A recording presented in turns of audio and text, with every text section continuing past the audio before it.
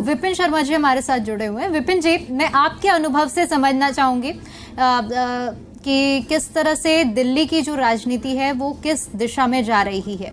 दीपिका जी, अभी सही मायने में जो ये चुनाव होंगे अगले वर्ष, तो वहां पर ये त्रिकोणीय मुकाबला होगा। कहने को त्रिकोणीय मुकाबला पहले भी था कि कांग्रेस, भाजपा, आम आदमी पार्टी, लेकिन सही मायने में अब त्रिकोणीय मुकाबला होने वाला है। बहुत दिलचस्प मुकाबला होने वाला है, क्योंकि एक तरफ कांग्रेस है, grand old party, Sheila Dikshit वाली कांग्रेस। क्योंकि अगर दिल्ली के संदर्भ में बात करते हैं तो जहन में सबसे पहले शीला दीक्षित जी का नाम आता है। मैं बतौर पत्रकार उनके पास जाया करता था और उनसे अलग अलग विषयों पे जानकारी लेता था कि क्या खामियां रही हैं, क्या उपलब्धियां रही हैं, क्या चुनौतियां हैं सरकार के सामने। तो बहुत बखूबी उसका उत्तर देती थी। और जैसे कि बोला जाता है कि नेता श्रेय की लेने की होड़ में तो खड़े रहते हैं आगे, लेकिन विफलता के लिए पल्ला झाड़ देते हैं। लेकिन वो, मैं कहता हूं, बड़े कम नेता हैं जिनमें स्वर्गीय शीला दीक्षित जी का नाम शुमार होगा, जो विफलता के लिए भी तैयार रहती थी। तो ऐसे नेताओं की आवश्यकता है। नेता कौन?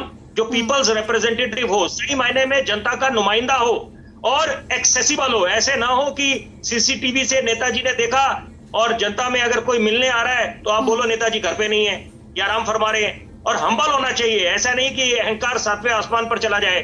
और सबसे बड़ी बात है रिजल्ट ओरिएंटेड, कि आप डिलीवर क्या करते हैं। महज बोलने से काम नहीं होता, action speak louder than words.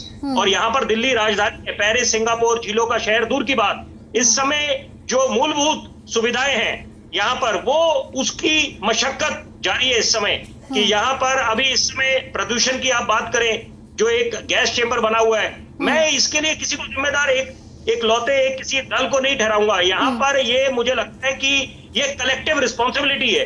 यहाँ पर वी ऑल एक्सेप्ट कि, और यहाँ पर क्योंकि मैं फिर उसी बात का जिक्र करूंगा, शीला दीक्षित जी एक भागीदारी क्रांति लेके आई थी कि सबको उन्होंने शामिल करा था।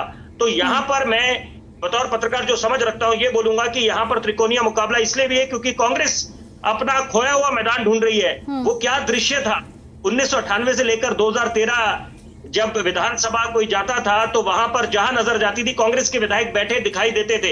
आदर्श भाई बैठे मेरे साथ, निश्चित बात है मेरे साथ इत्तेफाक रखेंगे जो मैं अब बोलने जा रहा हूं कि यहाँ पर आज सूरत हाल ये है कि कांग्रेस अपना खाता नहीं खोल पाई है। जैसे कहते हैं बैट्समैन डक पे आउट हो गया बिना खाता खोले। तो यहाँ कांग्रेस अपना खोया हुआ मैदान वापस पाना है। भाजपा के लिए भी बिल्कुल एक प्रेस्टीज बैटल है और वहां पर दोहरी चुनौती आम आदमी पार्टी के सामने है, क्योंकि ये भी इसमें कोई दो राय नहीं है कि दिल्ली राजधानी एक बेहतरीन केस स्टडी है। यहाँ पर कि लोकसभा के चुनाव तो यहाँ पर अलग मापदंड होते हैं जनता के सामने, जनता वही है, दिल्ली वासी वही है। और जब विधानसभा के चुनाव होते हैं तो प्रचंड बहुमत, यहाँ की जनता बहुत सोच समझकर मतदान करती है। यहाँ का मतदाता बहुत अवेयर मतदाता के तौर पर पेश होता है, हर बार हमने ये देखा है। मैं लौटूंगी और इस पूरे समीकरण को भी समझने की आपसे बेहतरीन तरीके से कोशिश करूंगी।